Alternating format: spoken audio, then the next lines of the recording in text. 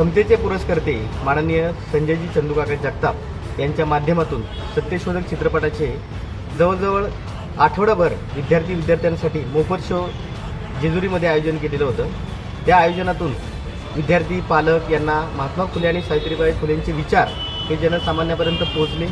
या कार्यासाठी आमदार संजयजी जगताप यांचे मनापासून आभार। संजय दादांसाठी जोरदार टाळ्या वाजवला आपल्याकडे।